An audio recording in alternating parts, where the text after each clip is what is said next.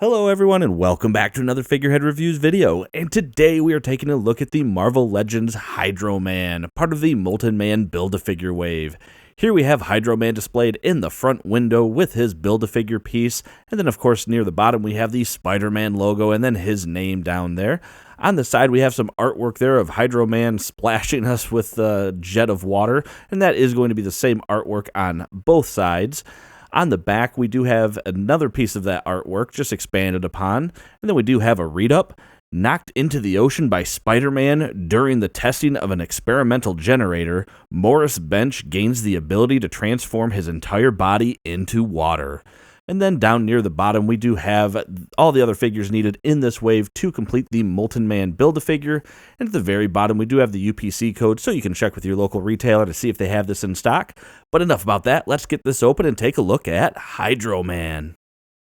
And here is Hydro Man outside of his packaging, and when I first saw this figure, the first thing I thought of, it just reminded me of Sandman, the Build-A-Figure version. And now that I've had it in hand and I've messed around with it, it reminds me even more of Sandman. Mainly because, number one, of course, it's a pretty standard human sculpt, and then we have these big arms. But more so, he's very imbalanced when you're trying to pose him, which I am sure is 100% the reason why Hasbro gave us the leg accessories that we got, because some of these poses that I have here, he would not be standing up if not for those leg accessories just giving him that extra stability. So I think that is very cool that Hasbro kind of learned from the Sandman Build-A-Figure that we had some balancing issues, and that they found a way to help us out with that by adding these foot pieces. So I think that is cool. Overall, though, this figure is kind of growing on me because of the fact that we can get him into some better poses where we don't have to have his arms on complete opposite sides of his body to help balance him out. Now, speaking of accessories, all we do get are those foot pieces, and those are going to just go right around the foot, either one, and it doesn't matter. I've messed around with putting each one on different sides, so left and right doesn't make a difference. But looking at the sculpt on them, they're pretty cool looking. I mean, they look like, globs of water kind of rising out of the ground. So I think they're well done, and again, a very cool addition for Hasbro from a stability standpoint. Now, when standing straight up, Hydro Man is coming in at about 6.5 inches tall, which makes him about 16.5 centimeters. He's actually just a hair above that. He's like a little bit above, but still a good size figure.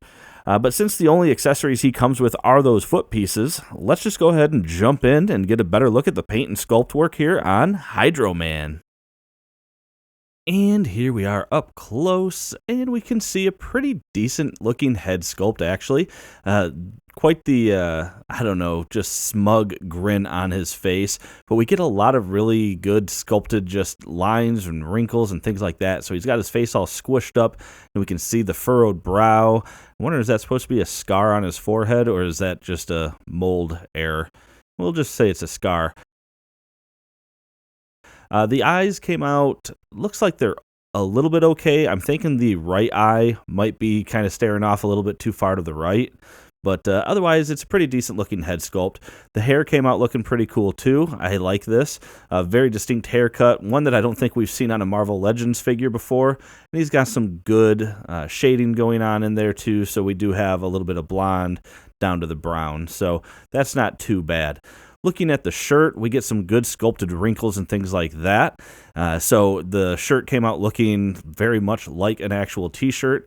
And we get a little bunched up here, so that came out pretty good. One thing I'll mention probably during the articulation again, but be careful posing him. I moved his arm and dug into the plastic a little bit, so you're going to want to be real careful when posing. You're going to want to either apply some pressure or just move it in certain ways.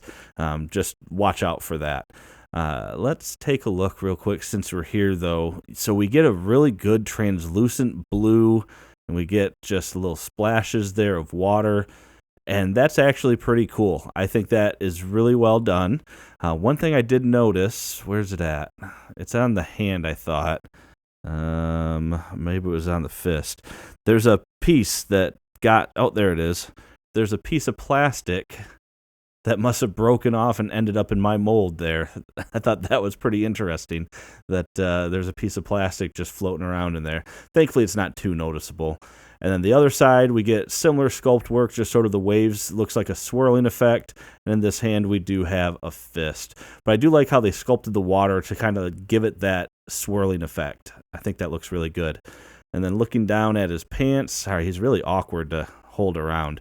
Looking down at his pants, we can see, again, well sculpted, well textured. I mean, we have the seams and things like that in there, seams around his back pockets, and it just looks good. I think the pants came out really decent. And then we go down finally to his standard-looking work boots.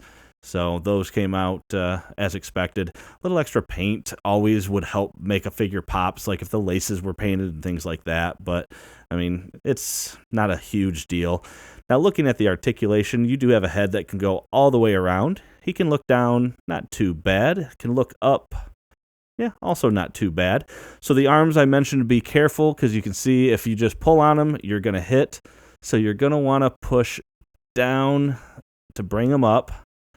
And yeah, not too bad there. And then you do have full rotation.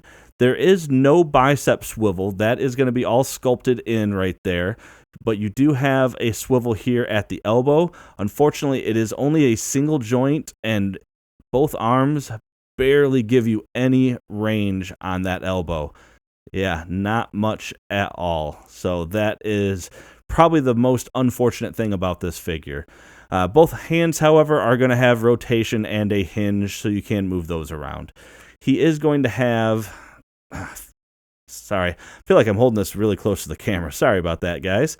Not very deep ab crunch going forward, a little bit more going backwards, but you can see the shirt kind of smooths out. It does have a waist rotation. Legs can come apart. Not too shabby. Kick forward pretty far.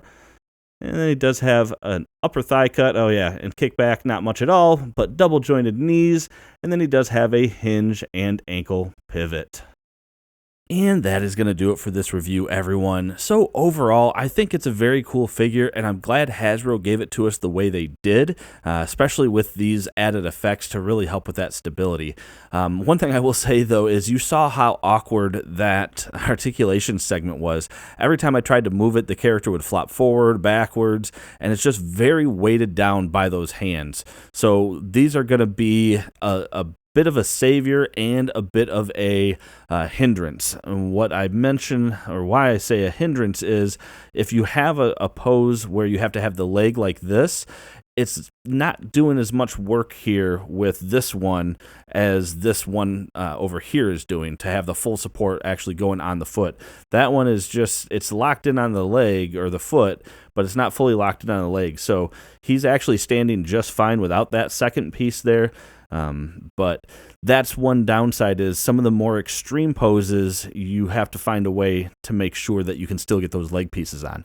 But otherwise, it is still a cool figure, and certainly if you're building up that Spider-Man's Rogue Gallery, I think he is a necessary figure. So as far as I'm concerned, pick him up if you can find him. He's a good one. But as I said, that is it for this review. If you like this review, make sure to hit that like button, subscribe for more content just like this. And as always, thanks for watching my video, and have a great day.